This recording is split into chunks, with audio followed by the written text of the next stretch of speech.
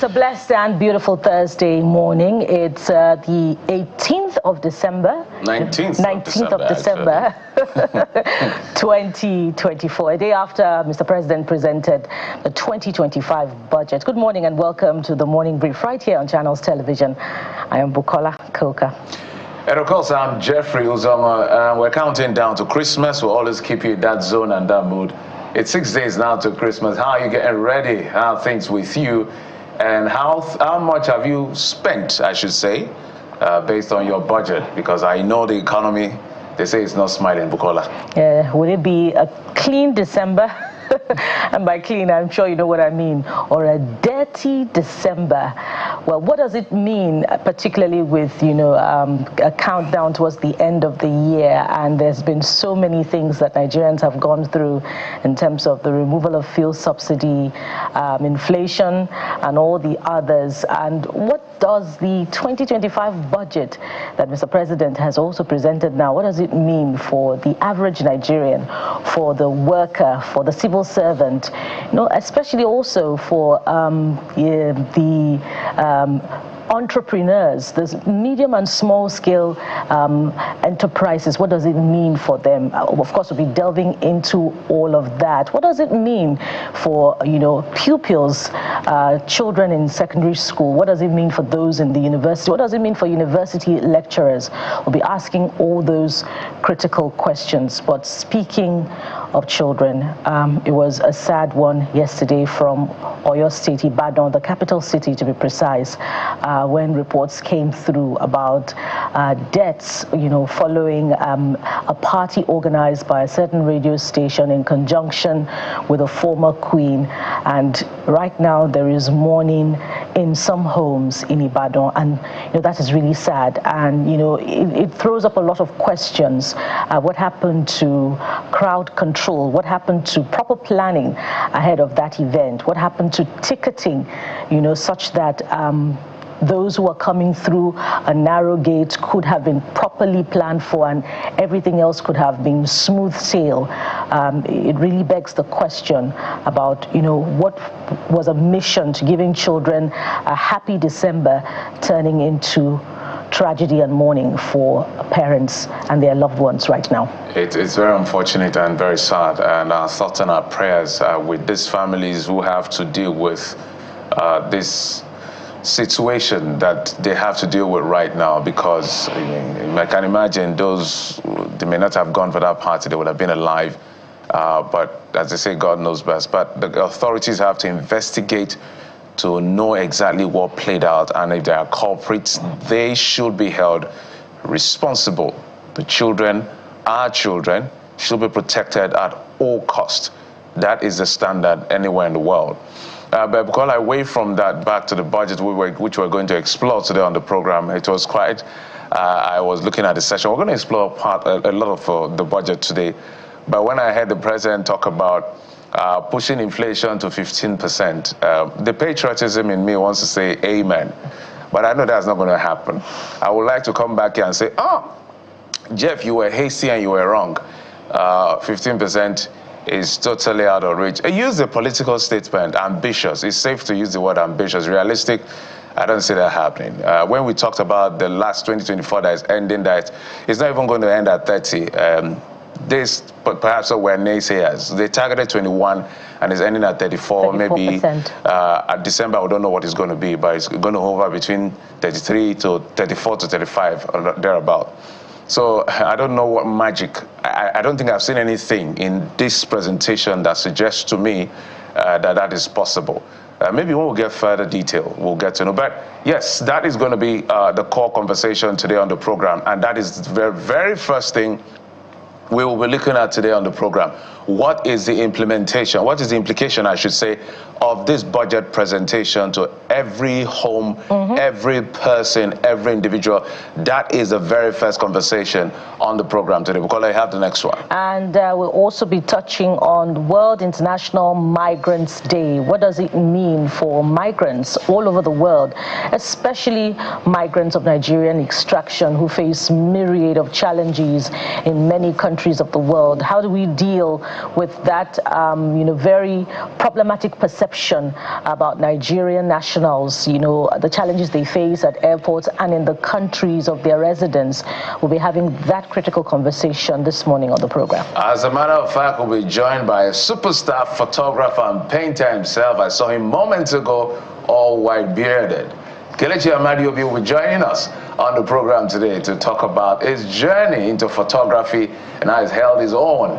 An excellent mind who has held his own for a very long time. An OG of the creative in Nigeria. That is how we refer to him. Kelechi Amadiobi joining us. And if white beards meant wisdom, then we'll be talking about photographic wisdom that will feature on the program today. But that's not all. We dive into the journey of IFE MOJ, artist whose unique approach to creating melodies have touched lives and spread the gospel of Jesus. And what a season to celebrate gospel music. Absolutely. And of course, we'll be bringing you those tips. We always bring you, yes, our security consultants will be here. Not here, literally in Lagos, but on the show to bring us up to speed on security tips during festive seasons. This particular festive season, what are the safety measures you need to take with yourself, your children, and your family? That will be focused today on that particular segment as we bring you your security tips. So it's a good time to be part of the show and stay glued to your television as we bring you up to speed with all of that tips. And what are your thoughts to some of the big stories? I'm sure that Nigerians have quite a lot to say, some particularly about the slip in the presentation of the figures, 47.9 trillion, that was later clarified to be an error. The budget office has spoken to it to be 49.76 trillion naira. Of course, to other stories, the legislators chanting, reminiscent of what happened in the past, on your mandate we shall stand. That song is age-long as far as politicking is concerned in Nigeria, particularly in the southwestern part. And did you catch that one about a man sentenced to death for stealing chicken in Osun State? So we'll be taking all of your thoughts. We're excited, as we are always, to read from you. But first, we'll take your top stories this morning after this time out. Stay with us. We'll be right back.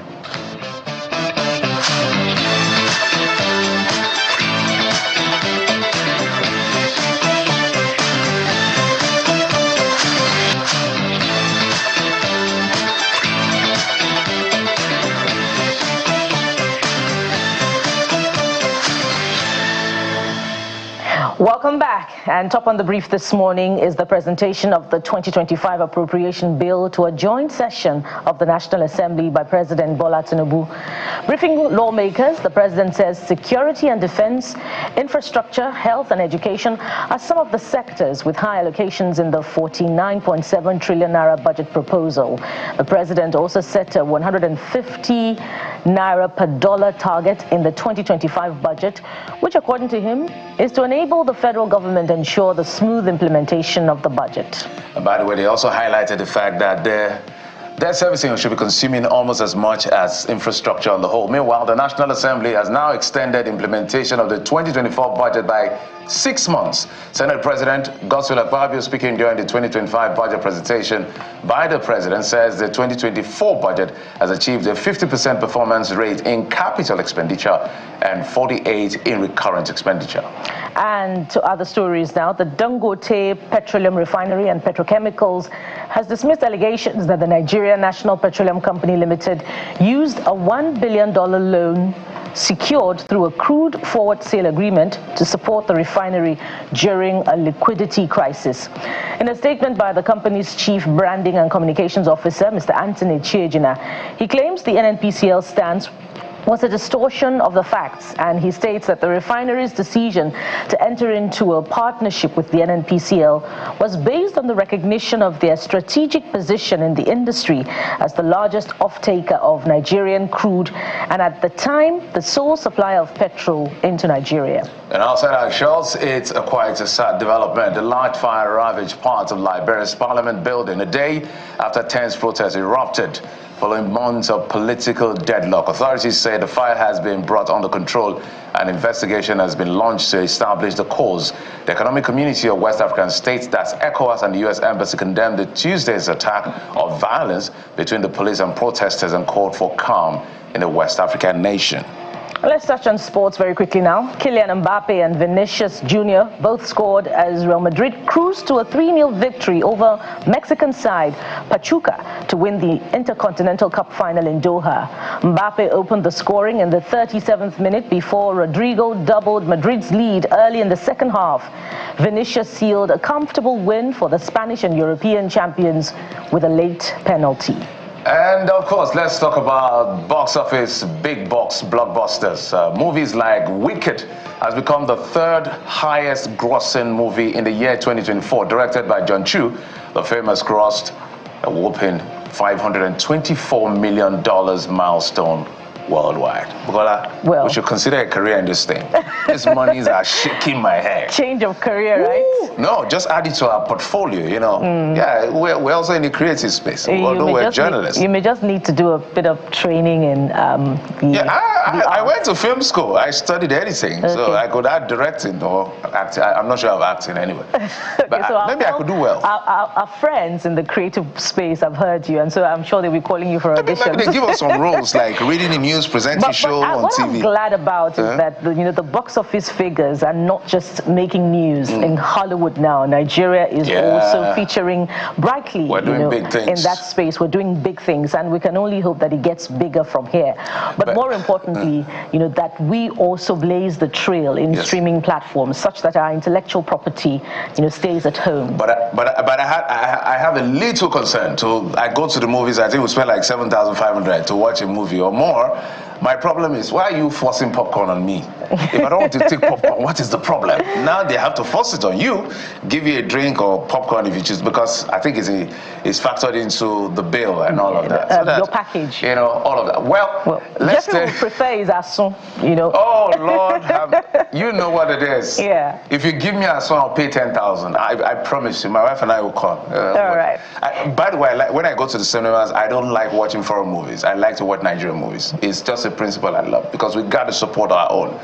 Yes, so let's get to what the people have been saying. To the 2025 budget. So what have you been saying? Yeah. So yes, you have the first one. Yes, the president presenting the budget to the 10th, 9th, 11th. Okay, he actually said 11th session. I don't know whether it was a deliberate mistake, but he recovered quite intelligently, quickly.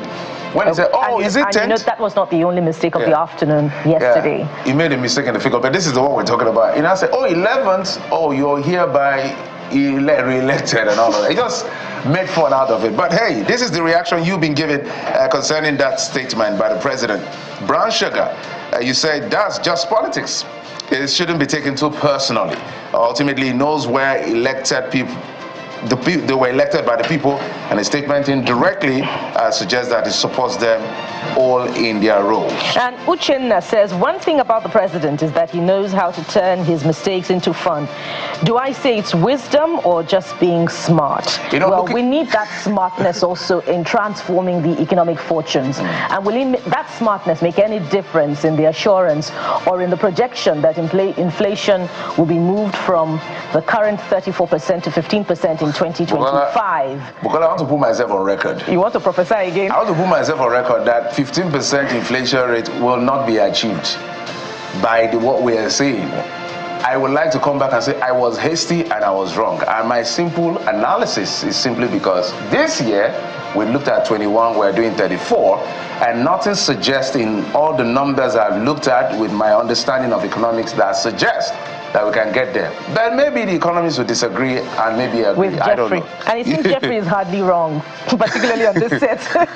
Let's go to the next talking point. Many feared dead during stampede at children's festive party organized by Agidigbo FM in Ibadan. And Mega Mixer is the first user this morning, and he's just as devastated as we are. And they begin by saying, "Oh no, may the soul of the departed rest in peace. Paid or free events, crowd control and emergency services are a must-have. We must stop the habit of this anyhowness.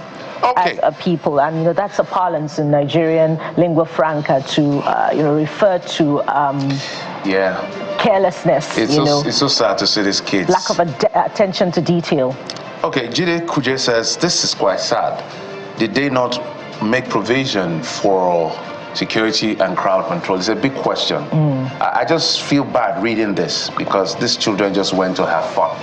And the Move Maven says, I still blame the government for this. If not for hunger, what will they be doing there? Well, away from that, and our thoughts and our prayers are with those families. It's very difficult for them right now. Nobody can even explain how they feel.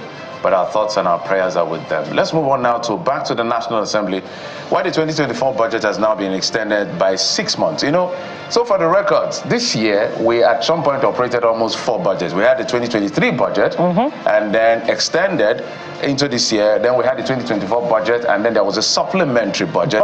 So we consolidated it kind of, we're running like 2 budgets in one till the end of the year. So we already know by the presentation of the president, there's no way these guys will do a good job in a short time. So these are your reactions. Proudly Nigerian says, presenting 2025 budget while asking for extension of the 2024 budget is more of a mirage. Well, till we see the proper breakdown of the 2025 budget, there won't be any need to comment or criticize. But at the moment, it looks like more of a motivational speech. So for context, I believe that when they say they are extending is the capital component. Not the recurrent component of the budget. That simply means salaries would have been paid, overhead, utilities, all of that will be sorted out within the fiscal year. But projects that will extend so that they don't retire the money to CBN and bring it back again and all of that. But we must also ask questions of operational efficiency in ministries, particularly that are in charge of those project execution. That is the crux of the matter. Precisely. That is the crux of the matter. We should you have the next one. Excuse these approach of government at managing the economy. And the next one is by Issa Abdul, who says, June, what? They should not have presented this budget then. Buhari came and made January to December only for this government, I believe you're trying to say, to turn things upside down. Okay, let's move on now. Well, whilst we're busy talking about his presentation, as soon as the president was done with his presentation, I guess he headed out to the airport. He's now in Lagos with us. This president doesn't play with holidays. I've noticed it. This president does not joke with his holidays. He's right here in Lagos for all of the festivities. This person, God's grace is your name. Say Christmas goes soft for Lagosians with that. Really? Not really. Tell me about it. Not really. I'm sure it caused traffic for us yesterday, besides the one we faced. So, not and really. Salet says, wishing President Tinubu a peaceful and refreshing holiday season. Well, the politicians were lying, by the way, because the next visit is going to be there. Just watch. Prince Adebayo says, and so what? Does that change the price? In the price of bag of rice, chicken, vegetable oil in Lagos during Christmas and New Year holidays? Well, the man is just... Sadly, no. Bukola, you have the next one as we raise. Moving on to another talking point this morning. And what's this about? It's about cash or the lack of it in the economy, and the CBN is limiting, as a result, POS daily withdrawal to 100,000 naira per customer. And that means that, Jeffrey, all the little ones this festive season, you may not be able to give them cash. You just have to transfer. Okay, so who's the first user? Your post says it's good for the development of our country. Foreign investors will come because we're operating a cashless policy, I believe you meant to say. It brings value to the naira and reduces work for POS operators. But this government should also understand that people go to shopping malls, supermarkets, and italics where POSs are used to buy stuff, and they spend just 100K. How does the I just wake up one morning give anyhow policies government want them to do now? Well, this issue of cashless policy is always ongoing. At the end of the day, let's also bring this cashless policy to the people in government. When corrupt politicians want to move money, they don't transfer because you can't leave a trail. Paper is not easy to track. So when they put these policies for regular people like us, let them also put it for themselves. Because if every transaction of government is done electronically, trust me, we're going to put a lot of people. We're going to put a lot of people in jail. Victor Femi. Quite a number of Ghana goes during the electioneering campaign. Okay. Victor Femi says it appears the CBN owns way of further enforcing cashless policies the right thing to do. Hopefully, this move will also curb crime and financial fraud that POS is often used to commit. And Bayonle says, why should anyone need over 100K cash daily? At that point, just do transfer. Okay, I think we should go straight to that incident that is going on in Osun State, where you understand that the governor is attempting to investigate, perhaps to invoke the prerogative of mercy. Investigating a judgment, I don't know whether that language settles well, but prerogative of mercy, yeah. But the story is that a young person was sentenced to death for stealing, is it chicken now, or fowl as we call it here. But the context is a bit broader. We're trying to get a full story. Some people are saying he went with a gun, and we don't know the full picture.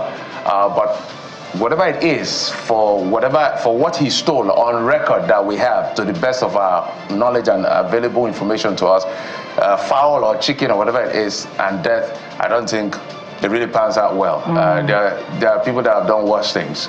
I would like to get the fuller picture of the story, as you said, Jeffrey. Yes, we'd like to get a clear picture. When did he steal this chicken, and how come, justice was dispensed with so quickly? And we wish justice is dispensed, just as quickly in other more important matters, of our collective commonwealth stolen by politicians. Right. But let's get to your thoughts this morning on this important story. Let's read Vala. Vala says, so we should clap for the government and say they are doing a good job when such judgment wasn't supposed to be passed in the first place. That's responding to what the governor just said about his considering prerogative of mercy and investigation. And Chris Cole has quite a lot to say, but we'll just see if we can summarize it. Chris Cole begins by saying, those who have stolen the country dry, the greedy politicians are walking free without harassment, but the poor who can't even afford a meal, a reason why he stole the chicken in the first place, was sentenced to death. And he concludes by saying, the judgment is as ridiculous as it's nonsensical. The magistrate should be the person to sit in judgment over that magistrate, I believe, should be the person to sit in judgment over politicians. Okay. As we said, we don't have the full picture, but if it was stolen even with a gun and it's just chicken or fowl, I don't know what the law says in the state, but if the law says death, no, that law, I don't think it's a good law. It should be changed like yesterday. But those are the things we're tracking for you as far as your thoughts are concerned on our social media of choice, which is X. We're going to go to the question or the conversation around the budget, Bukola. There's a lot to explore, but we don't have the entire picture. These are just highlights by the president and the budget office on some of the things. Infrastructure, for instance, in the whole is about 16 trillion, not just the one President Bola Tinubu stated as 4.9, because if you look at infrastructure in other sectors. So we're going to explore all of this. Debt servicing, 15 trillion. Whoa. Okay, take a quick break. We'll be right back for that conversation. Stay with us.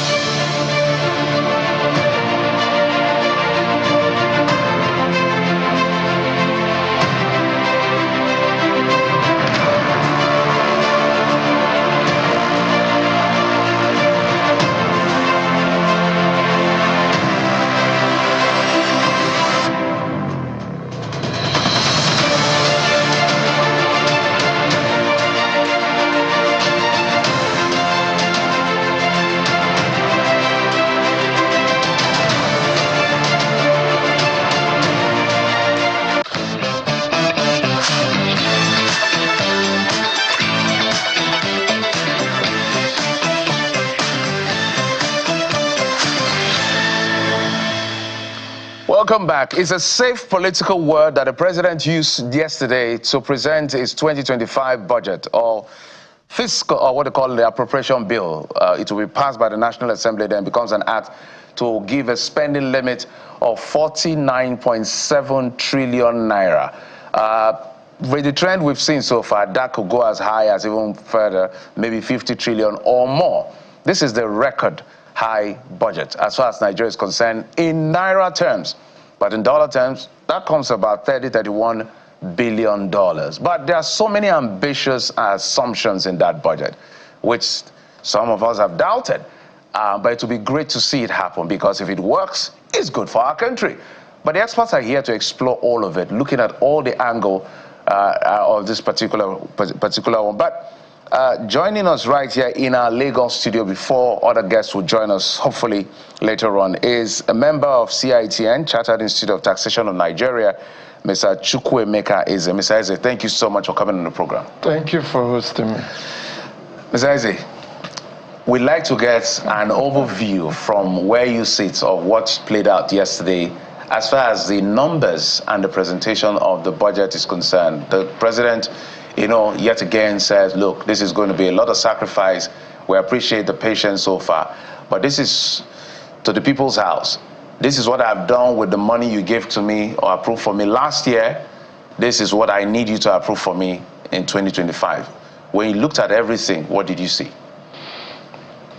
Yes, the budget of restoration, securing peace and rebuilding prosperity. The president said it's in line with his renewed hope agenda. When I looked at the budget, there are some assumptions I find it difficult to see playing out, even though generally being an estimate, one would find it difficult to fault an estimate. It is not the real thing. When it is an estimate, then one has to see it as it is. But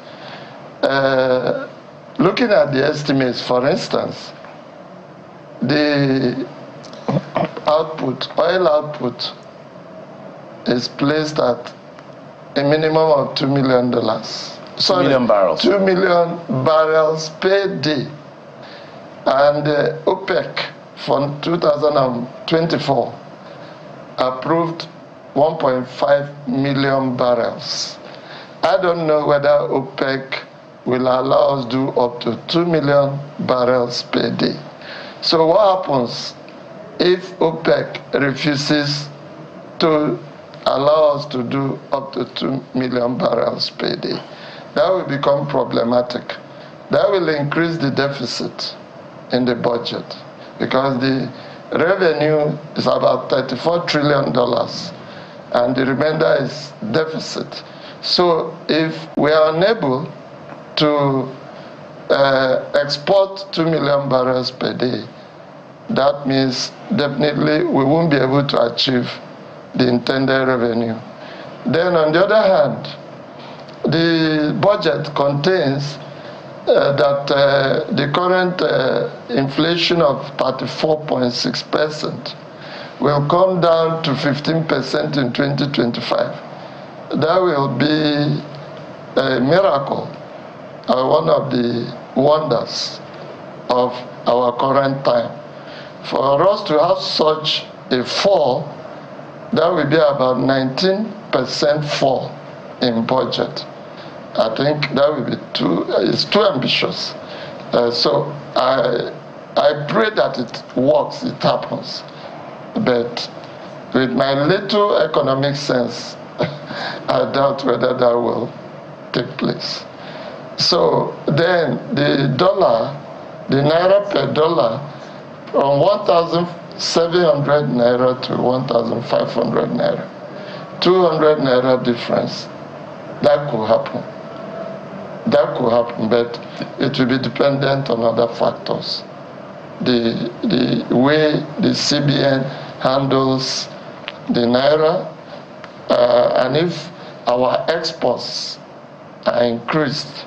So if we don't have increase in exports so as to make more dollars, then definitely instead of coming down to $1,500, it will be going up. So that's with respect to the exchange rate. Then manufacturing, there's hope. The president says that the budget will bolster the manufacturing sector. I don't know what will change in the power and energy sector, whether there will be a reduction in the collapse of the national grid, because one of the greatest challenges of the manufacturing sector has been the power sector. So until we get it right in the power sector, it will be very difficult to get things going in the manufacturing sector. Then the credit facilities. Currently, many banks give credit at 35% interest rate. So I wonder how a manufacturer can survive based on that rate. It will be very difficult. So though it is not for the president to discuss about the increase or decrease in interest rate, but factors around production does not give that hope that there will be decrease. And remember that much part of the deficit will be sourced locally. So if it will be sourced locally, that means that the government will crowd out other borrowers. And when they are crowded out, the obvious implication is that only the people will prefer to lend to the government than to lend to other, even the banks, because they think the repayment structure is surer than lending to individuals, going to court, fighting with them and all that. So generally speaking, I think just like every person that likes having hope. And remember, the foundation is renewed hope. So we hope that the estimate will come to reality. And looking at the infrastructure, I think, let's take the defense. That's about 10% of the budget. It shows that the president still remembers Section 14 of the Constitution, that the security and welfare of the people, that's the primary function of government. So, but let's see, the devil is in the details, and implementation will determine whether our land will be more secure, because without security, farmers won't go to the farms. And we remember the sustainable development goals. If you look at goal 1 and 2, it has to go to no hunger, end to hunger. You can't end hunger when farmers can go to farms. And they won't go to farms when there is insecurity. So, and you've pretty much given us an all-encompassing view of the budget presentation, its projections and aspirations.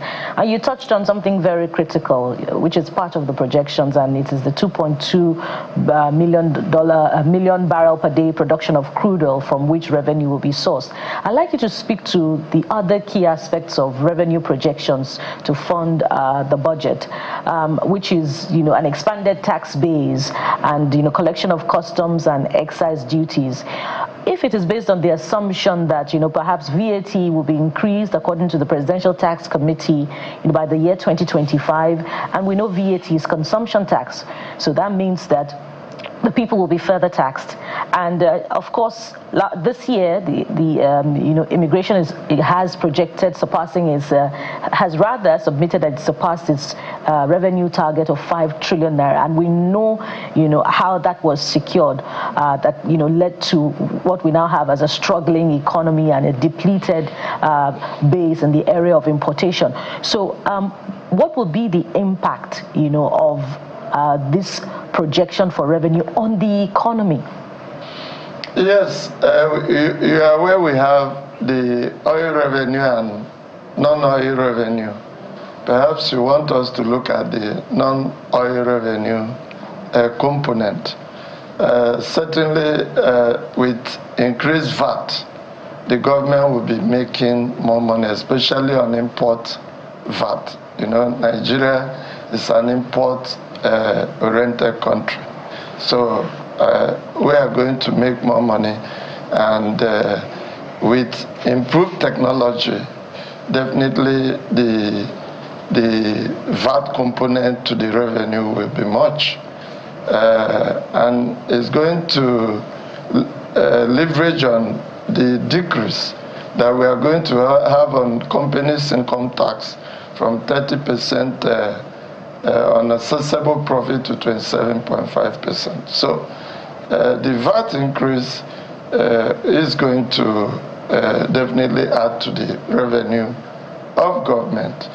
And personal income tax also will be stable, a bit stable, even though that 800,000 naira of income will be tax exempt. That is 0%. It will be 0%.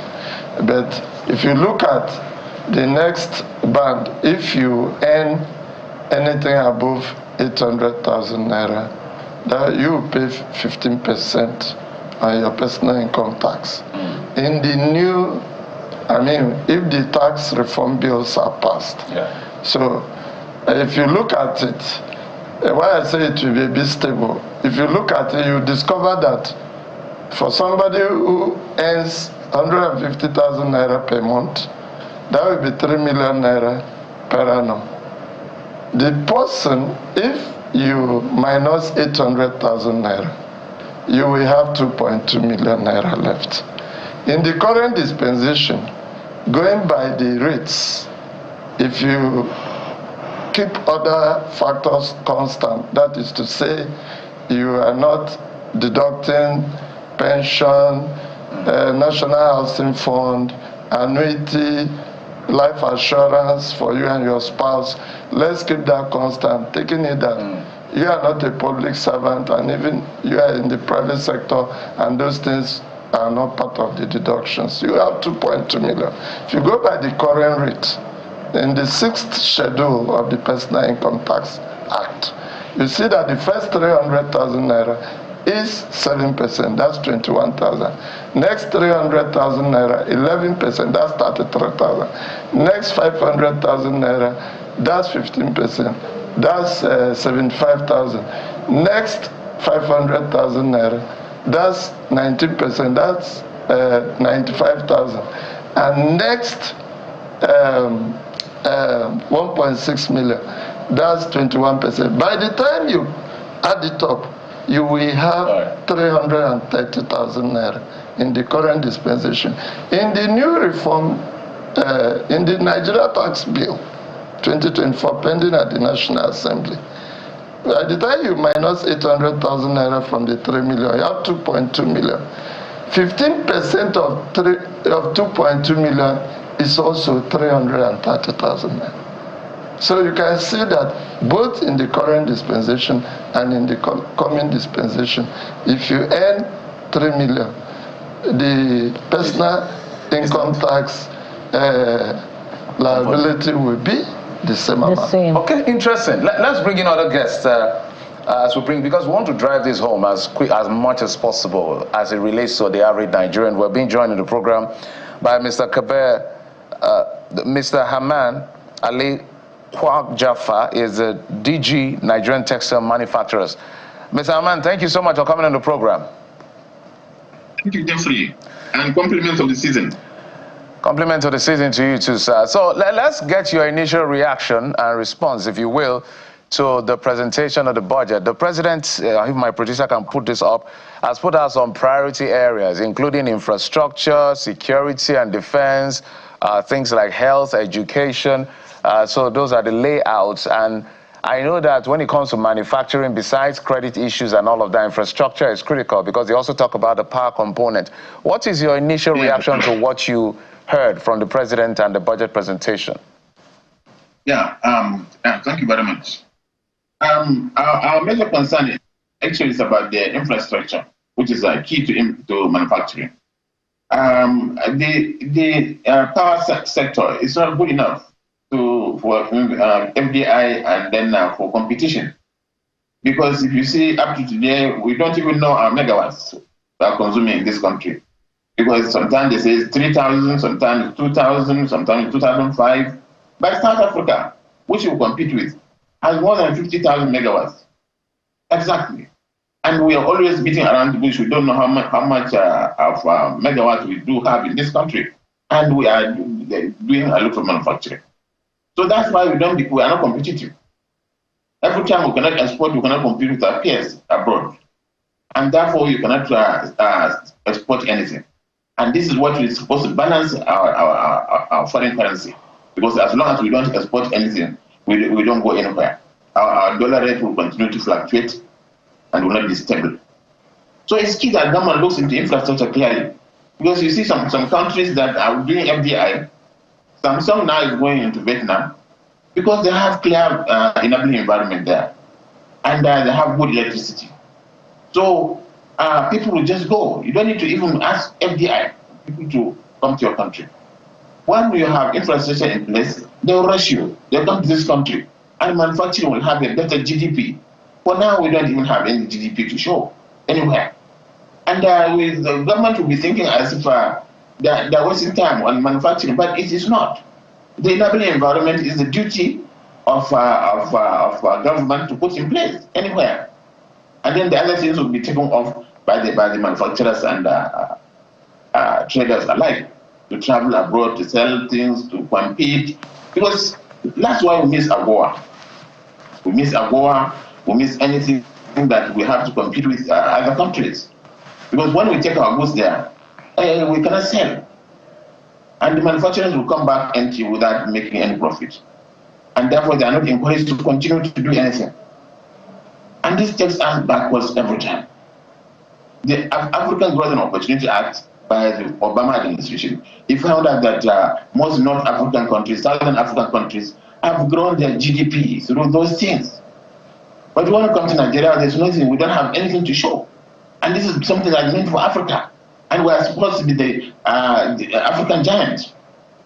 We're supposed to have the highest population, and that means we have the market.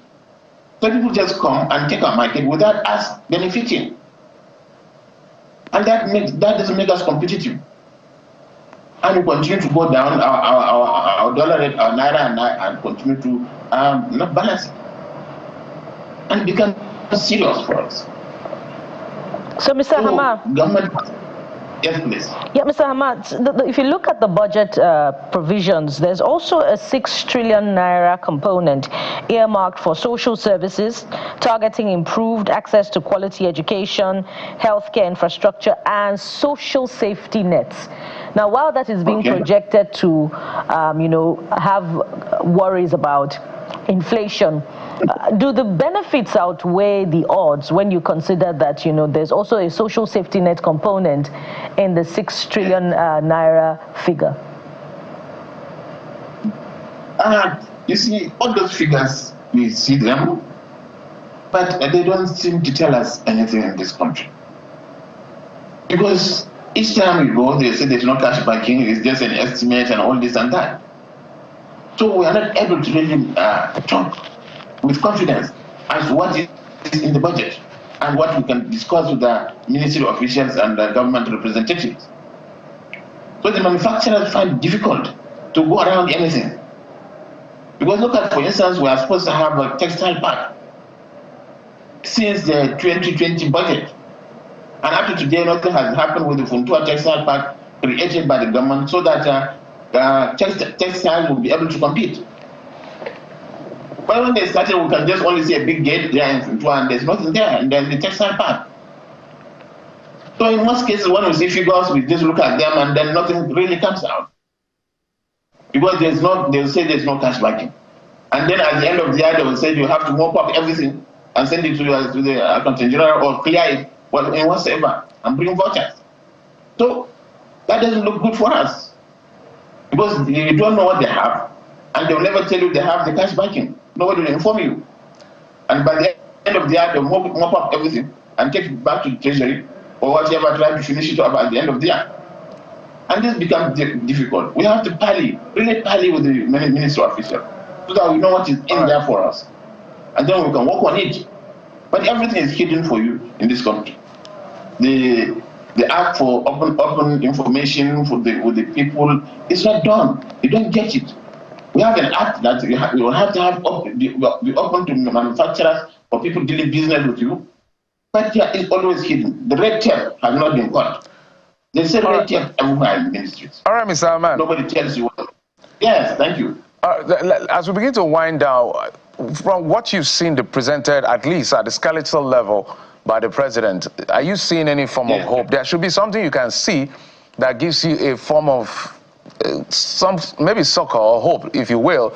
16 trillion is been earmarked for infrastructure. Yes, I'm correct, according to the detail by the budget office, because it's across sector. There are other forms of intervention the president is also talking about that has been put through. And also, we also have the concern of the interest rate. So if there's have you seen anything in this presentation that gives you hope? And if you don't or haven't seen, what is it that you would have loved to see or you would like to see? No, listen what I'm saying. Because in the past, there was about $16 billion during the former administration of President Obasanjo, that there was a $16 million meant for power. And what we see in most of these places, there was the clearing of the land. And there was nothing done about that investment that came from a foreign donor. So we always see figures, we see good things. We believe with the present administration that things might work. And that's just a hope for now. Because we cannot say categorically that this is going to work. So the presidency has to put hands on deck to ensure that it's being implemented. Because our problem in this country is not about policy. We have the best policies, but they are not implemented at the long run. So there are good things there. We see it every time, we see figures, but then at the end of the day, there's nothing to show. All right. Well, so the executive must put their hands seriously. All right, Mr. Ahmad, we hope that narrative will change with the 2025 budget. But let's also talk about debt management, Mr. Eze. And, ahead of, 2024, the debt was relatively in the realm of trillion, but not as high as 130 because of the, exchange rates to the naira to the dollar.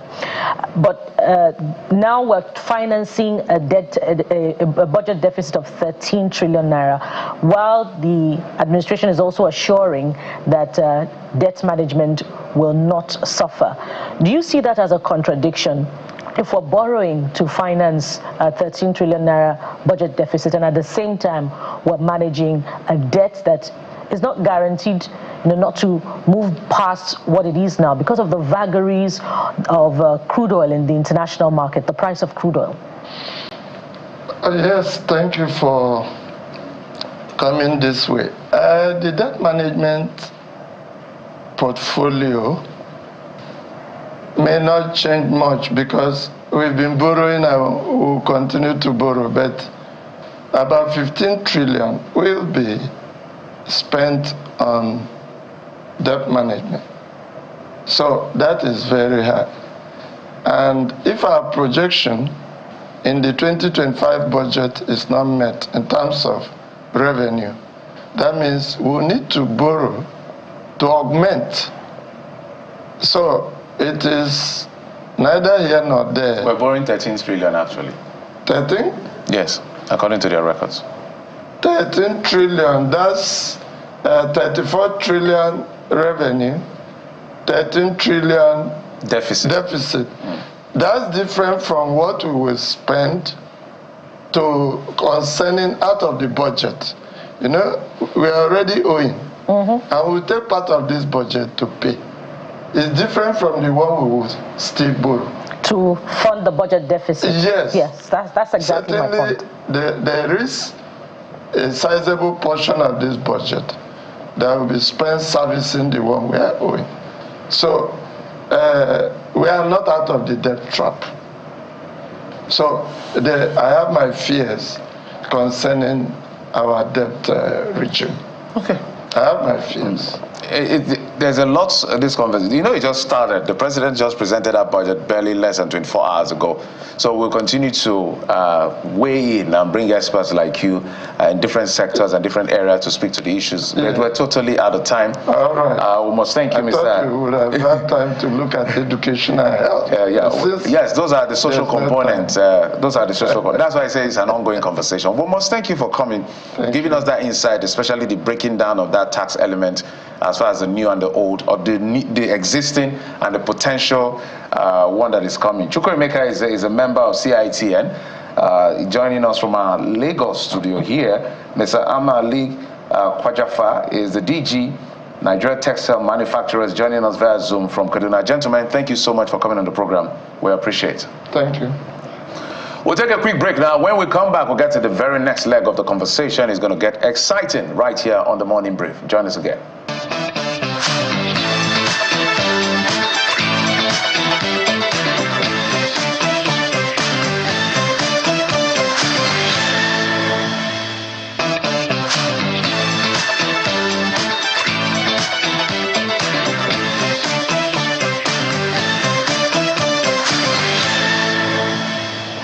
Welcome back. So it's International Migrants Day 2024, and it's important, you know, to start off a conversation around it, particularly with a view to looking at the role of migrants in global development. But as they say, charity begins at home. So we're going to be looking at that very important subject matter as far as Nigeria is concerned.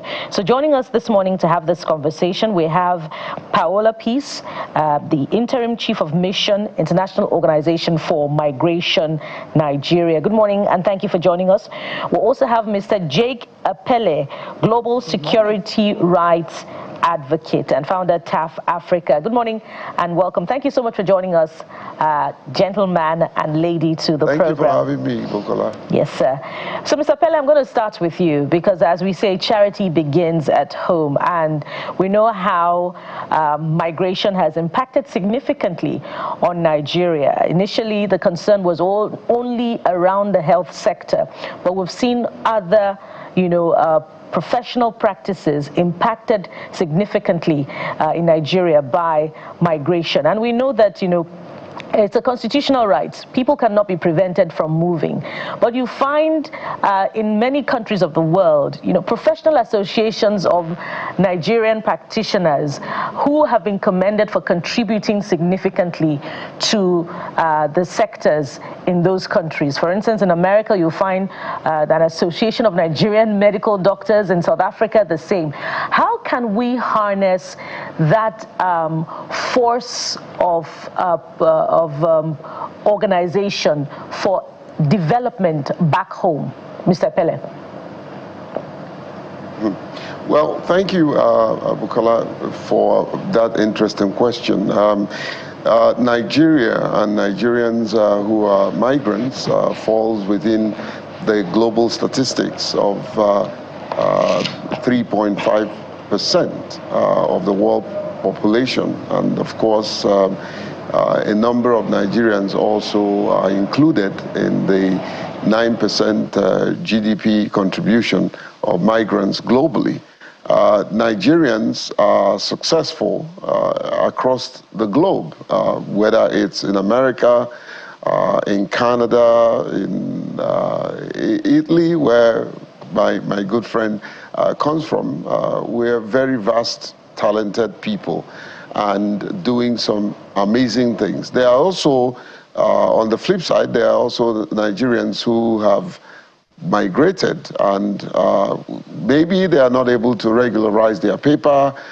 Some of them went into other countries through the back door, which is not to be encouraged.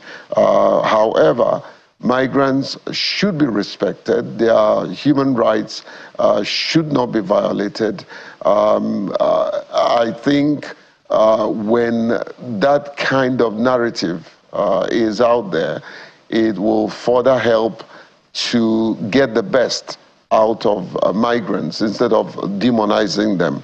And so, straight to your questions, Nigerians everywhere are contributing not only to the economy of the countries where they are, but the economy of the countries of their origin, which is, in this case, which is Nigeria. Of course, you know, there's a huge resources being repatriated back into the country from this population of migrants. And so it is one thing, a good thing for those who are legally in the countries where they are.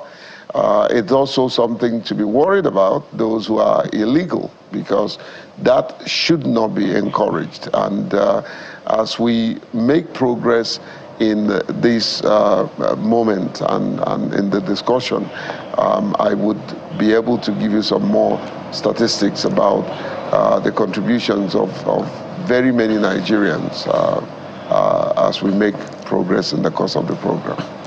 Let's take it to Mr. Space on this one. And I would like you to speak to the very thing which Mr. Apele had highlighted that has to do with respect for migrants. And he's mentioned something quite critical as to what the role of migrants are when they are in those countries. In terms of service, I'm talking about their resourcefulness service, and also these remittances. Nigeria is one of those countries where we look at remittances and it's in big numbers, as high as maybe $20 billion sometimes in a year. So it's quite critical for us when it comes to our brothers and sisters who are not here, who are living abroad. But we have also seen that whether part of the global north or a couple of the parts of the global north were always used, when I say we and our migrants generally, who are not resident, who are out there, as political punching bags. Every politician wants to use us as a rhetoric or one thing or the other. So how do we further enshrine respect to tell these guys that, look, yes, some people may do some things that are not in tandem with your laws, but if you look at the positive element, I think this has to be limited or literally stopped, if it's possible.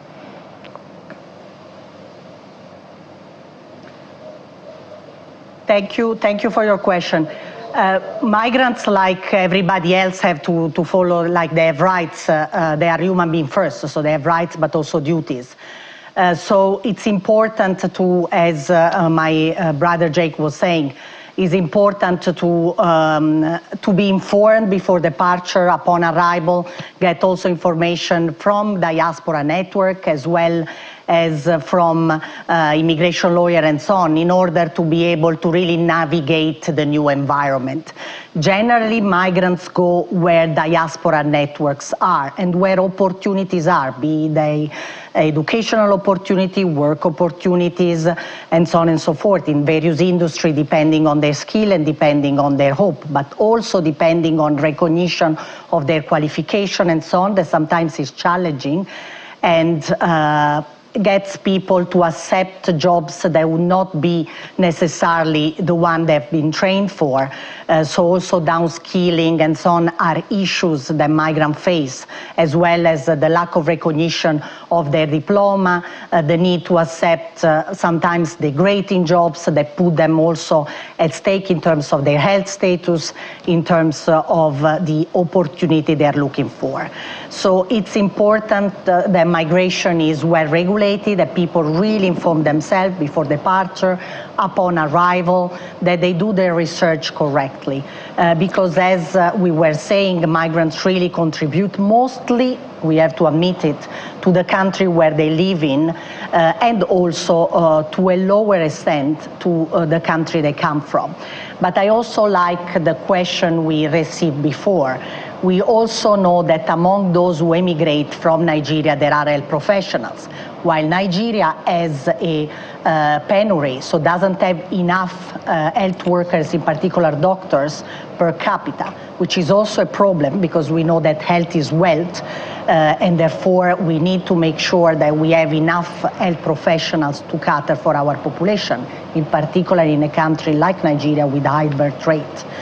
And high mortality rate and high number of outbreaks.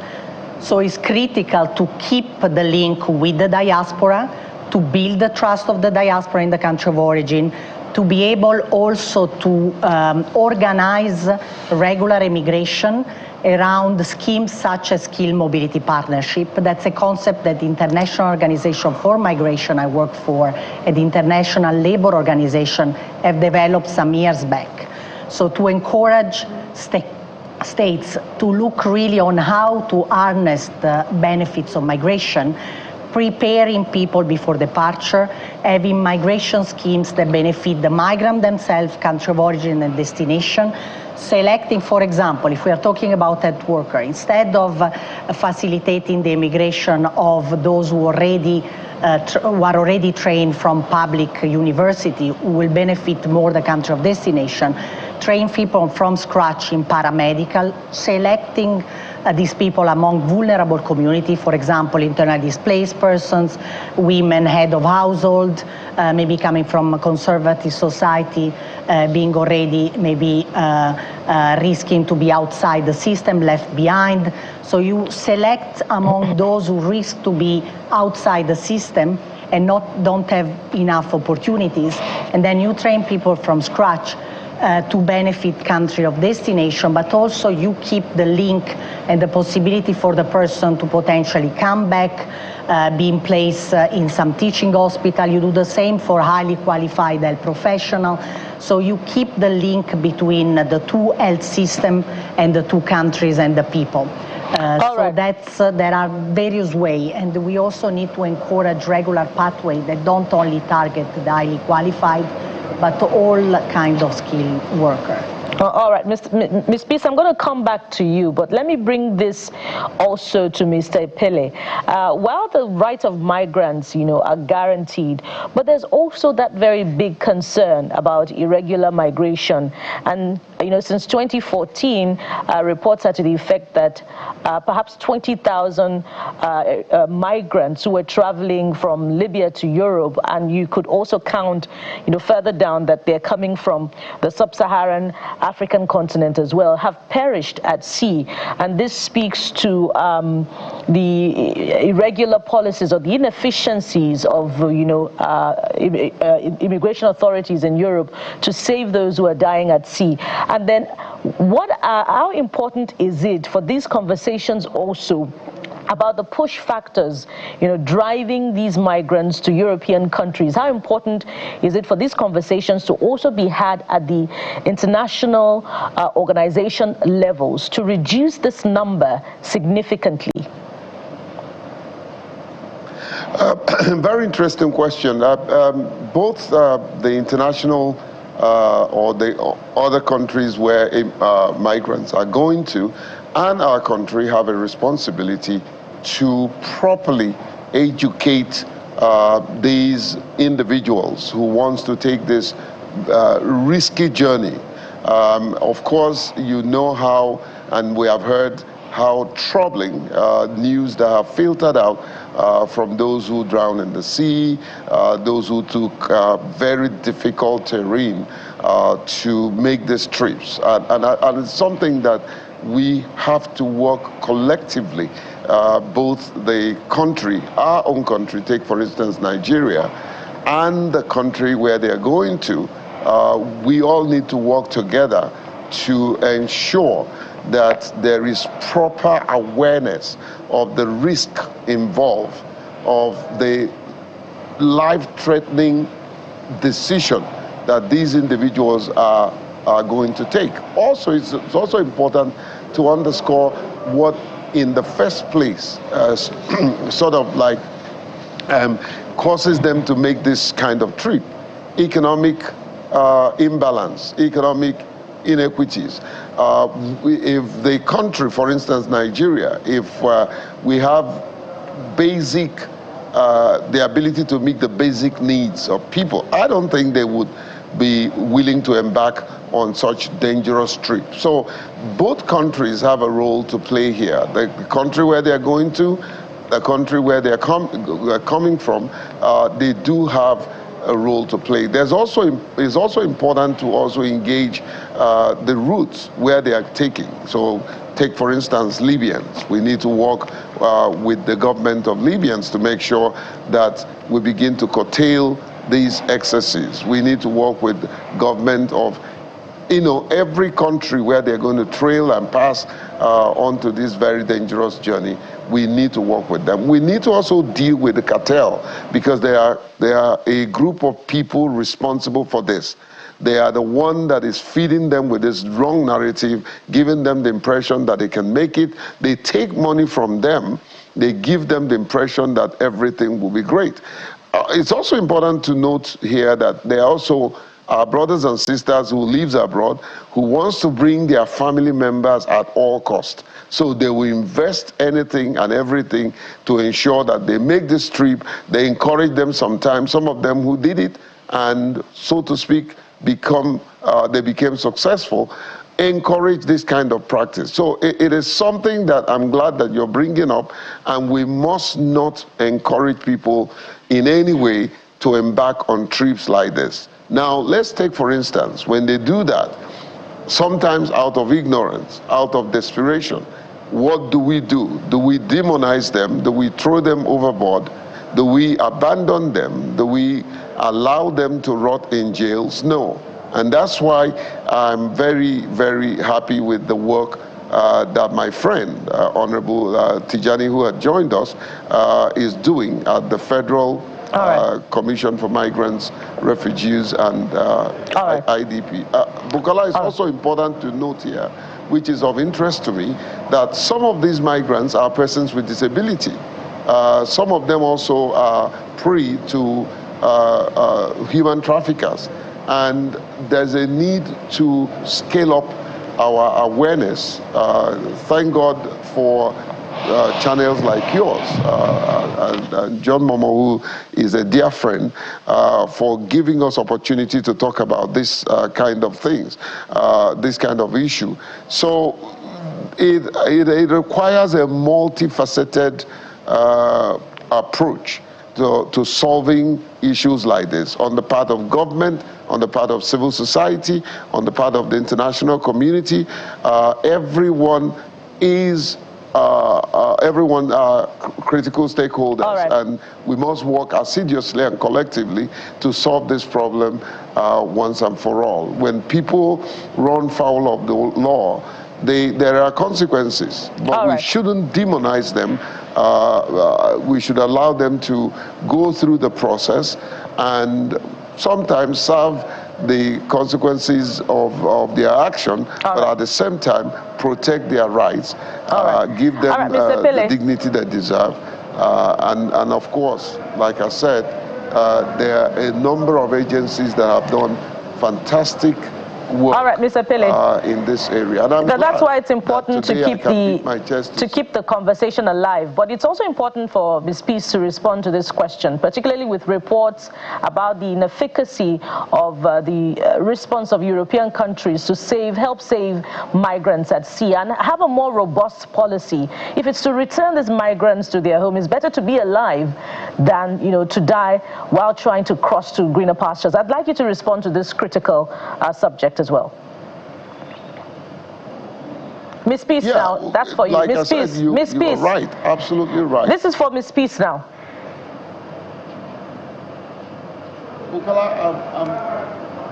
Miss Paola Peace, the question is for you. It's for me. Peace, Miss Peace. Oh, okay. Peace. Yes, that's actually is a good question. I hope I hear you correctly, but you want to know how we can prevent that. Actually, is interesting to notice that yesterday was December 18, so we celebrate every year International Migrant Day. Why do we do so? Because in 1990, the international community came together and adopted a human rights treaty on the protections. It's called the International Convention on the Protection of the Rights of All Migrant Workers and Members of their Families. This treaty covers migrant workers and family members in a regular and irregular situation. The majority of people emigrating regularly, mostly, because irregular migration flows represent between 10–15% of the global flows. So the majority of people do emigrate regularly. They mostly go to neighboring countries. So for example, from Nigeria, they would go to neighboring countries in ECOWAS. Also immigrants, the 1,300,000 people living in Nigeria, mostly come from neighboring countries. In sub-Saharan Africa in particular, over 90% of migration flows are within sub-Saharan Africa itself. That's not what we hear, but that's the reality. These are the facts, these are the statistics. Now, we need to prevent such deaths, and that's exactly the reason why countries came together, and the African group at the time, in the 70s, when they started writing this treaty, was particularly vocal. Why? Because what had happened? In the 70s, there was one of these big accidents, now we heard too many of those, of Malian migrant workers who had already a job waiting for them in France, but because their visa, they couldn't obtain the visa, they used criminal networks, smuggling network to get to France. They were hiding in sewing machine inside a truck. The truck driver knew he was not transporting sewing machine, he was transporting human being. So he didn't stop to a police checkpoint before entering the Mont Blanc tunnel. And he speed up the fire burst, and all the individuals, all the Malians, migrant workers inside the truck died. So it was a huge scandal, huge discussion among the international community, and that's why states came together and said, we already have two treaties, one of 1949, one of 1975, dealing with migrant workers from a labor rights perspectives. Why don't we recognize that, first of all, these people are human beings, not only with labor rights, but also other human rights, including the right to work, but not only, also the right to life, and so on and so forth, to dignity, the right to leave any country, the right to return to your country, the right to choose your own residence, procedure and substantial guarantee regarding expulsion, regarding detention, and so on and so forth. Immigration detention should be eliminated. There are alternatives. Non-custodial measure. So the community came together and they adopted this important treaty. And every year, December 18 is a day to commemorate the incredible contribution that migrants brings to countries. All right, Madam Pace. Ms. Pace, there's apparently a lot you're trying to say, and I've got the luxury of time we do not have. Let's take it to Mr. Aliyu Tijani Ahmed, who just joined us. He's the Federal Commissioner and CEO of National Commission for Refugees, Migrants, and Internally Displaced Persons. Mr. Ahmed, just one question as we begin to wind down, and that will be building on what has been said by co-panelists of yours that are seated there in Abuja today, and that will be legislation is not in short supply. Implementation is always where the details are always missing. What can we do to effectively implement some of this agreement so that migrants can be respected across board? Thank you very much. I think the National Commissions for Refugees, Migrants, and Internally Displaced Persons, one of the major cardinal attempts that the Commission has been doing is one, advocacy. Advocacy is key to all the migrants. Let them understand why they should live and how they should live and what they will be doing when they leave. So advocacy is key. Just like what my sister here is saying yesterday, we celebrated the National Day for Migrants. Part of the thing is to advocate, to inform, to make people understand what really they are supposed to do. This issue of people dying through the Mediterranean Sea is all as a result of inefficient information. And again, part of it is the stringent measure that has been put for acquiring visa. All these are issues that are causing people to live illegally out of this country. So what we are trying to do as a commission is to ensure that we provide adequate advocacy. Let them understand why they should leave. Let them also understand the processes they should follow in order to obtain visa and move out of the country. This will reduce this kind of an illegal way of moving, and at the same time also curb the issue of dying through the Mediterranean Sea. Of course, just like my friend had mentioned earlier, there are people who are criminals who tend to lure this Nigerian youth into providing them means and ways of taking them out of the country. As most of these means that are using are illegal means. Therefore, the only way that we should do is through advocacy. Inform our youth that nobody is asking you not to leave this country. Nobody is saying that you should not leave the country, because migration is constant. People must move. But while they want to move, they must move in a legal way, so that all this kind of embarrassment that they are facing outside the country, it should be that kind of thing should have been also taken care of. But, you know, people being where they are, and no matter what you do, you still have this kind of people still parading around. But the National Commission for Refugees is making all effort.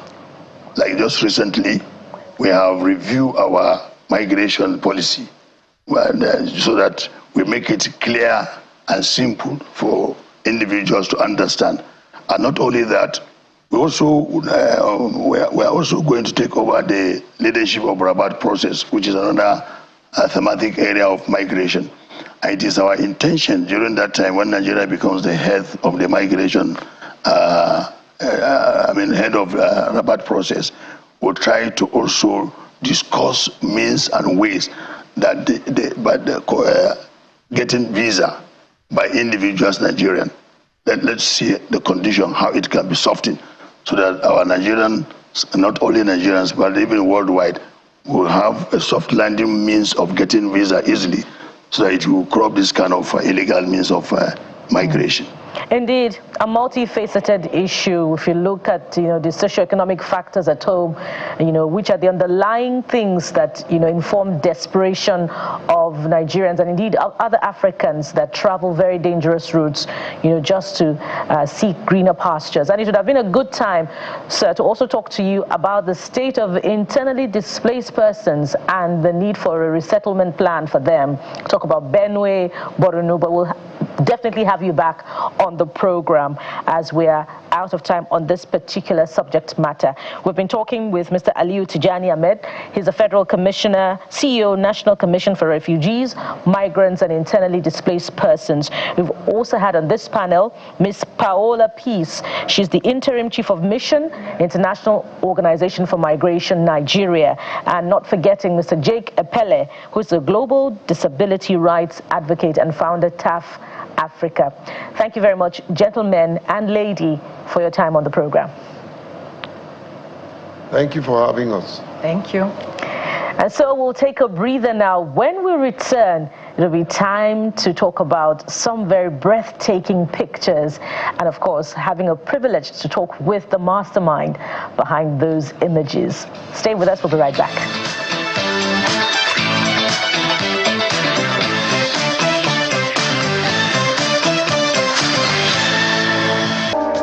Brilliance as always, excellent in delivery, the OG of photography. What more do I say? The creative genius himself.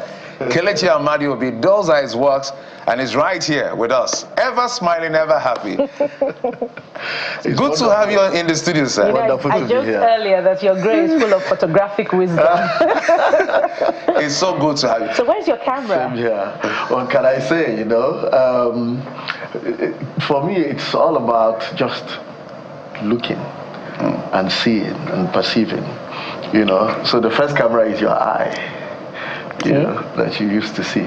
But the best camera you have is the one that's with you, actually. One of the reasons I always celebrate people like you is because when things were not as enterprising, economically viable, is when some of you people started. At those times, if you wake up and say you want to be a photographer, people will be looking at you. Are you really normal? Your parents will be. So how do you navigate all of this? What kind of belief system did you inculcate as a young person to hold on to say, one day this thing is going to be so big that if anyone says I am a photographer, the parents will respect it? Well, I believe at the core of our personality as human beings is, the memories that we have, based on our experience. But then there are also things that we believe based on perception and stories that we are told. And I believe that photography and, visual art generally is at the center of generating these perceptions that at the end of the day form who we are. And right from childhood, I had understood the power of storytelling. I was obsessed with, comics. I used to read a lot of comics. And I started to understand the power of storytelling. And right from the beginning, I'd never had a doubt on the significance, of storytelling, for social engineering. I think it is about the most powerful thing, really, in deciding how a society moves forward. It's the stories that they're told. And yes, those early days, I think the photography hadn't acquired the kind of, I think, respect that it has now. But I knew in the power of the imagery, And that's so profound. We just hosted a young photographer last week who's using photography to document the history in the Northeast. But let's go back to you. One of the unique things about you is your ability to think outside the box and create a theme around your subjects. And, we could refer to some work you did some years back with the iconic Ikoyi Bridge with some beauty queens. Do you get that feedback from your clients that are like, we just want the the photographs taking. We don't want to take it away from what we have as a budget, but yet you're able to give them, something different, totally unexpected from what they were, what they had initially envisioned for the project. Do you get that feedback? Well, yeah. I mean, at the end of the day, really. It's every photo shoot is a unique narrative related to a particular individual or people, and what we do as creatives is to take you on that journey. It's a collaboration. I believe that every click that you make, every photograph you make, you're making history. And while the client may have their concept and their idea, when they come to me, they are coming to me because also I have what they call the artist's eye, the photographic eye, the creator's eye. And that is a function of my ability to decipher reality based on my own perception. And that is the artistry that is involved in it. And that, if I am true to myself, I will always bring out my own perspective. And if I join it with the story the client wants to tell, we'll start to make magic, And what can I say? The value of what you bring is really related to how special and unique. And does it increase their budget? Well, you see, what I've found out is this. Money will always follow value. The question is, do we produce value for them? Are we solving a problem? Are we selling their product? Are we selling their story? Are we bringing out those emotions that we want to evoke through the storytelling? And how much you're paid is a function of how much value that you bring to the table. And that's why you photograph the likes of Omotola, you photograph Chidinma, the big stars. So can we afford you? Everybody can afford it. Really? Really. Affordability is a very relative thing. But, when you start mentioning Omotola, Chidinma, and all these people, you find that it's at the core of what I stand for in my creativity. You see, while we're making beautiful pictures and all that, but there is an underlying, principle for me. It's that we need to open the eyes of our people to the beauty that is right in front of them, to the treasures that lie within. I believe that through visual arts, we can liberate our people. Because I see there is this suffocating pessimism that prevents our people from seeing what is right in front of them. You know, I would take my camera, go up on one of these skyscrapers, wait for the right moment and take a photograph of Lagos. Bring it and show people, and they say, is this Lagos? I say, but you pass through here every day. I don't know if you understand. You don't have the patience to wait. Yes, it is the same thing, you understand. You know, you can be seeing it, but yet you're blind to its beauty. And until we start to realize that we live in abundance, but sometimes you're blind to it. Why? Because we see through our minds. It is our perception of what we see that decides how we see it, you know. And sometimes a good photograph, you know, sort of removes those prejudices and makes you just look at it and say, this is where I live, or this is who I am. You take a picture of you and you say, but yes, I think I'm beautiful, I think I'm strong, I think I'm powerful. And that, for me, is what I think is not so obvious about Africa. There seems to be a strong energy of pessimism. Right. Yeah. You know, we can talk a lot about your work, but let's talk about your person. Who is the typical Kelechi Amadiobi? Well, for me, when I remember Kelechi Amadiobi, I just remember the gray-haired, bearded, ever-smiling guy. That is what we see. But who is the typical you? Well, Kelechi Amadiobi is, what can I say?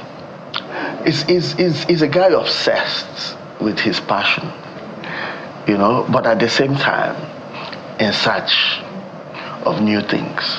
I want to remain curious. It's a journey. There is no arrival. The process itself is, for me, the life. You know, and yes, I'm a smiler. It's my philosophy that I think our time on this earth is too short to bother yourself with any kind of sadness. Yes, it will come. I mean, we'll have our down moments, but for me, it's gratitude. That one wakes up in the morning and you're breathing well and you can, I'm grateful to be alive and to be able to do what I love and get paid for it. It's unbelievable. It's wonderful. So it's a lot to smile about. Are there clients you've worked with that you feel like, oh my God? Because I see you as a perfectionist. So when you get on set, who is the problem? Are you the problem? Who is the perfectionist? Or the clients who is really, so confession time, who is actually the problem on set? No, there is, you see, that is the thing. You know, it's life, really. You know, a photo shoot is a production, really. Much like making a film. You know, life is a combination of design and accidents. You make your plan and things happen and come in your way. The question is, how do you react to them? Okay, you have imagined this awesome shoot you're going to make, and then the client says, no, I don't like it. I want you to go in this direction. You know, you have to find a way to navigate. Or you go on location, you want to do this epic shoot, and it starts to rain. How do you navigate, you know, some of these things? So it's a metaphor for life, really. We make our plans. We get on location, we try to create what we want to create, and accidents start to happen. And then, that then becomes the magic. It is those disruptions that lead you to unique creations. And people ask, so, but I say we are in search of failure. We put ourselves in situations that are not normal. That is where you discover what you've never done before. You know, so it's adversity, and what do? We embrace it. Interesting. I didn't know about that. But perfection itself is a utopia. You can never achieve that. You can only try to be better than yourself yourself yesterday, so that today you're a little better. You know, and once you can achieve that, for me, it's wonderful. Yeah, and it resonates with what we say in journalism. We're only as good as our last effort. Exactly. So, Talk to us about filmmaking as well. I know that you don't do just photography. So for you, which trumps the other in terms of being able to capture the moment and tell the story at the same time, you know, document history? Photography is, how do I say, you know, the foundation, you know, of, even for a filmmaker, you know, for you to be a good DP, you need to have studied, you know, in fact, a lot of photography. But film itself is huge. I don't know how to put it. It has so many different facets. You know, photography is like the still side of things. But film, you've got sound, you've got time, you've got motion graphics, you've got so many different facets. And each of those areas requires very serious high level of expertise.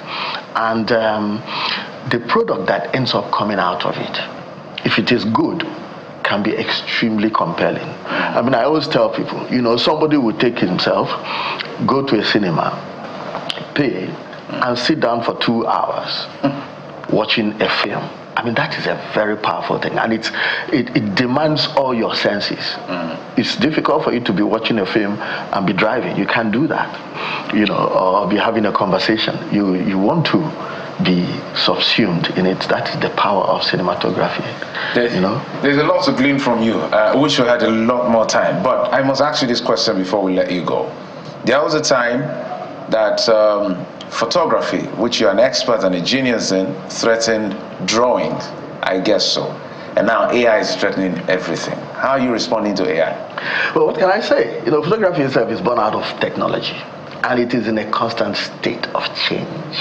And I tell all my colleagues, I tell the young photographers, if you are not going to be a perpetual student, find something else to do, because the rules will keep changing. AI is here, good or bad. Do not ignore it. Understand it, study it, engage. And that is the only thing. The thing I always tell people is this: AI will not take your job. You know, is somebody who knows how to use AI that will take your job. You understand? But there is this thing that goes beyond. You see, whenever we look at a means of expression, photography itself is a means of expression. And I tell people, you know, the question is, what are you expressing? Beyond photography, you need to educate yourself. It is about self-development. It is about who you are, your personality, and your opinion that goes beyond what AI can replace. Brilliant way to wrap up this conversation. Kelechi Amadiobi of the Kelechi Amadiobi Studios, thank you so much for coming on the program. The pleasure is mine. We really do appreciate it. Thank you. All the time, we always like to have you. We would have taken tips on how to, with our small phones and all of that. Maybe more from you. But we must thank you for coming. Thank you, sir. You're welcome. Well, when we come back after this break, away from photography, we're going to be switching gears now to the issue of security. Bukola will be right on that virtual screen to bring you up to speed on how to be safe this Christmas. Some tips by a security consultant. And since we're talking about photography, who knows, maybe your phone as a photography tool will be powerful enough to capture evidence to save you from attackers during this festive season. So let's talk about security now. And joining us on the program is our ever dependable guest who always comes through to give us tips, safety tips during this festive season and beyond. So who am I talking about? Mr. Ademola Adetuberu joins us this morning as security consultant. Mr. Adetuberu, I haven't forgotten the last time you were here when you told us about the need to have a pepper spray as a very important tool for protection. So let's expand the conversation this morning, starting off with concern about the need to protect ourselves during this festive season. What are those flash points, in key cities where we should be wary and, be extra cautious about our safety, and how can we protect ourselves? Thank you so much for having me once again. I don't take this opportunity for granted. Thank you for having me. So back to your question. This festive season, this is a festive season, and festive season is a season of reflection, it's a season of bonding, it's a season of sharing time, spending time with families and friends. So definitely there's going to be a lot of programs, there's going to be a lot of travels, there's going to be a lot of events. So in the brevity of time that we have this morning, I will just run us through some tips that everyone should pay attention to and should work with. So starting with tips to keep your home safe. What are the tips you can employ to keep your home safe? The first is strengthen physical security. Strengthen physical security. What do I mean by strengthen physical security? Your gates, your doors, your windows, ensure that they are properly locked. Your gates are properly padlocked, right? So strengthen physical security. Also, take advantage of technology. What do we mean by take advantage of technology? Have sensor-driven technology in your home. Have your CCTV, have your alarms, just in case if there's an intruder trying to gain access into your property, probably when you've traveled, that will, the alarm that will go all out. Then also, you also want to create the illusion of occupancy. Create the illusion of occupancy in your home. Don't let everybody know that you've traveled. So you want to probably leave your car parked the way you've always done it, just to let passerby or anyone trying to come and get entrance, trying to, that has targeted your home, to let them know that it seems as if there's someone inside.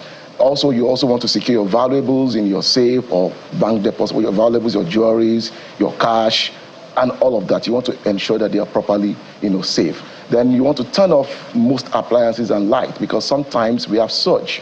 And you are not at home. So what happens if there's a surge, from the PHCN? So you want to turn off most appliances. Now, let's look at precautions for fire hazards, especially with decorations. You don't want to use flammable decorations. Right? You want to make use of non-flammable decorations, to inspect lights. Inspect lights for damaged wires, because this is Nigeria, Africa, where some electricians just use naked wires, just put naked wires together. You don't want to do that. So one of the things you want to ensure, avoid making use of naked wires, even though they are temporary. Don't say because they are temporary. Keep fire extinguishers in accessible locations, make them close. Place candles away from flammable materials and never leave them unattended, right? Then avoid plugging too many devices in one outlet. You want to make sure you do that. And the last one,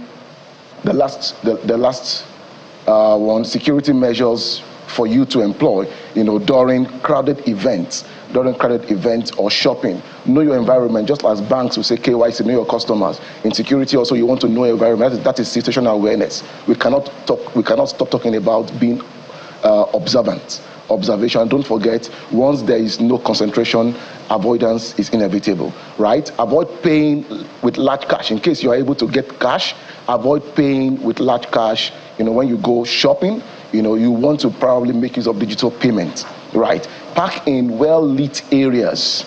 Avoid distractions when walking to your vehicle. Park in well-lit areas so that you're not robbed. Then you also want to teach your children about safety, about the rudiments, the basics of security, right? To stay close to you, and you, the parent, also be responsible. Be responsible. So it's so important, you pay attention to all of these tips at a very key safety tip. Yeah, Mr. Demola, a very key safety tip you just gave us there about the possibility of power surges, and for us to remember to switch off, electricity sockets that are not in use at home. From discos now, not PHCN, discos. But talk to us about the use of fire extinguishers. Some just have it in offices and homes and they don't know how to use it. Is there any simple to-do approach to deploying fire extinguishers just in case they happen to need it, particularly during this Harmattan season? Very quickly. So thank you so much for that question. Fire extinguisher is the easiest to use. However, it takes a lot of simulation, practices. Practice makes perfect. So if you have never used it before, you've never tried, if there's a fire, you're unlikely not to be successful in the use of it. So all you just want to do, like I've said, keep fire extinguishers in locations around. All you want to do, practice it. It's just easy. Remove the knob, and aim and release. That's it. Remove the knob. Once you remove the knob, you press the handle, aim and release. Of course, fear, it's so important. You have to work on your fear level. But like I've said, practice makes perfect. Practice makes perfect. All you just have to do, practice a lot of simulations, even with our kids, with our children at home, at the office. Don't just have them as decoration tools on our walls. No, that's not what fire extinguishers are for. It's so important that everyone, and don't rely on, you call the fire service, right? It's something you should be able to do yourself. All right, remove the knob, aim, and release. Mr. Ademola Adetuferu, thank you so much, security consultant. Thank you for the safety tips that you bring to us regularly.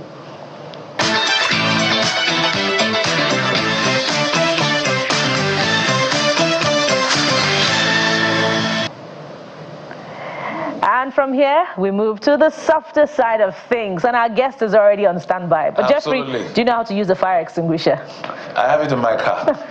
When the occasion demands... I like that answer. Yeah, when the occasion demands, you will know. Just remove that. I don't know what it's called, but I know what to remove. Remove the knob, aim, and release. Is it knob they call it? That's what he called it. Okay, whatever the name is, but let's focus on our guest.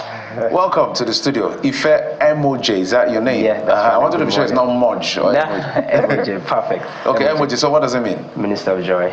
Oh, Minister of Joy. I know one guy, Frecky Umar. He calls himself, do you know Frecky Umar? I know Frecky Umar. Okay, fantastic. Yeah. So, welcome to Channels TV's Morning Brief. And of course, we know you're a gospel artist and a singer. Why Minister of Joy? So interestingly, my first name is Ifeoluwa. And, when I was going to, switch into music, when I started music, I had... when I first made that post, I had several Ifes. You know that thing, you're not the only one who bears that name. So I had like 1,000, Ifes who also do music or maybe podcasts or something out there. So I was just looking for either a prefix or a suffix, Then interestingly, this was after my first song, and my first song is titled Ayo, so which means joy. I was just still trying to think, how can I make this work? Interestingly, I just had an inspiration one day that, whenever I get to sing my songs, out there on stage or in churches or wherever, something happens, the atmosphere changes, joy erupts in the room. So, and it just struck that I'd rather be the Minister of Joy. So I'm almost wondering, is there something about Jay? Because I know a guy who is also a gospel artist who goes, I've forgotten the first name, but it's SMG. SMJ, okay, And then every saxophonist has this something sax, BJ sax. But let's have a feel of what you do. Just a moment. Let's hear from Ife MOJ. I almost forgot that part, and then we'll be right back to asking more questions. Wow, this beautiful. How do you feel listening to yourself? I like the vibe of the song. It's beautiful. Thank you so much. I feel good too. Oftentimes it's unpredictable what would resonate with audiences. What will be the hit single? And this is your first, right? Yes, this is my first. So, did you anticipate this level of acceptance for Ayo? Sincerely, I didn't. All I wanted to do was just, songs that I've been able to write, just put it out there, let it bless people, and, let it just do something to people's hearts, And interestingly, the song didn't maybe go viral until the second year or third year, I think. So, and interestingly, the acceptance was absolutely beautiful. First from family and friends, before they have to be the ones to tell you that, okay, it sounds good, it sounds really good. Rite of passage. Yeah. So they have to tell you that, yeah, it sounds good. Then afterwards, I started to get DMs from random people, just tell me, oh, we heard your song and it sounded real good. And interestingly, some will tell you it helped them through depression and all that stuff. And I'm glad to hear that always. You sound more like, what are your musical influences? Because I'm hearing Flow. What was that? Flow? Flow Rocker. Flow Rocker, right? Yeah. Interestingly. So, first of all, God is my source. Well, however, you know, I listen wide. You know, I listen wide, and I can't overemphasize maybe the indigenous impact in my music. So, as much as we love the foreign gospel artists, you know, quite a number of gospel artists right here in Nigeria also influenced me. The Flo, the Kenny Corey, you know, name them. Yeah. So there was an influence there. So, why music and why gospel music? Okay, I like that question. So, first things first, I think, you know this thing they say music chose me, but sincerely, that's just it. I've been playing music. I started with the drums since I was 5, you know. I wasn't singing per se. I wasn't singing. You know, while I was in the university, interestingly, I studied mass communication in school. So while I was in the university, my gift started to find expression more. So while it was finding expression, I realized that I could write, you know, I could, you know, teach a choir how to properly do music. I could arrange, you know, eventually which metamorphosed into music production. But however, it got to that point because my gift started to find expression. You know this thing about your gift, your passion. There was more passion for it. Not like I, you know, exactly heard the voice and say, Ife called me 3 times, go and do music. But no, while it was finding expression, I just knew that, you know, there was just this knowing in my heart that this is what I have to do. This is what I need to do. So, in a few years from now, where do you see yourself? Are you going to be another Duncio Incon, Nathaniel Bassi? No, let him just be him. Well, in the version of Ife MOJ. Okay, in a few years from now, what I envisage is something really beautiful. You know, the creative aspect of what we do as gospel artists. You know, not just in the lyrics now, in the sound. You know, I'm trying to explore more expressions when it comes to the sound, and you know, and also theologically correct when it comes to the lyrics too. I like that background you're putting to it. Ife MOJ. Yes, sir. We wish we had time for you to sing for us, but totally out of it. Thank you for coming on the program. After the show. Okay. Maybe. All right. Thank you for coming on the program. We appreciate it. Thank you very much. Thank you. And that's it on today's edition of the program. Thank you so much for your time and company. Christmas, we're counting down. Tomorrow will be day 5 down to Christmas. And it's going to be the weekend edition of the program. Thank you for watching. I'm Jeffrey Uzama. Bye-bye. Sunrise Daily is up next. And of course, Coyote will be back tomorrow. Thank you so much for watching. I am Bukola Koka. Bye for now.